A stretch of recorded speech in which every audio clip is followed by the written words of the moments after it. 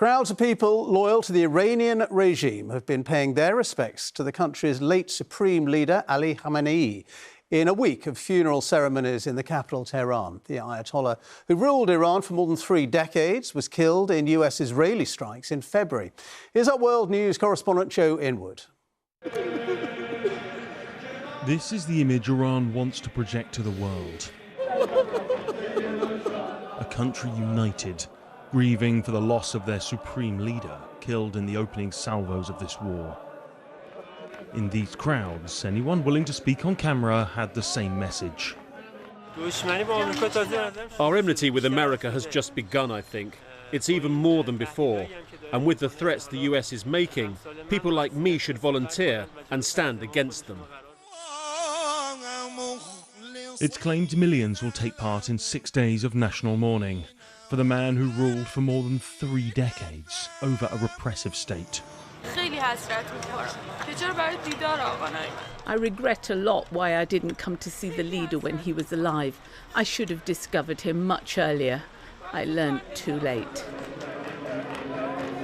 Ali Khamenei was killed in US-Israeli strikes on the first day of the war. He's lying in state alongside members of his family, including his baby granddaughter. Supporters of the regime marched through the streets. Death to America, death to Israel, they chant. There has, so far, been no sign of the new supreme leader, Mashhad Khamenei, said to have been injured in the strike that killed his father. Of course, there are millions of Iranians who will not be joining in the mourning for Ali Khamenei. Despite these shows of fervour, many in this country opposed his clerical rule and were met with brutal force. They are not represented here.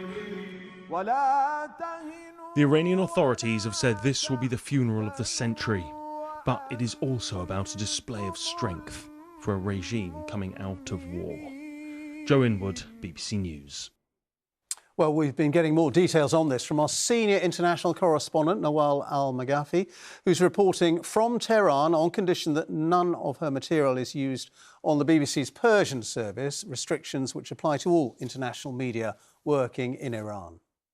We are at the funeral of the Supreme Leader Ali Khamenei here in the center of Tehran in their main Mosalla.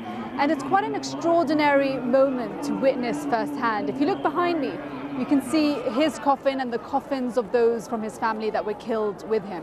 He was killed on the 28th of February, and usually in Islamic tradition, he should be buried right away. But they have been waiting for the perfect moment, for the ceasefire to hold for long enough to be able to hold an event like this one.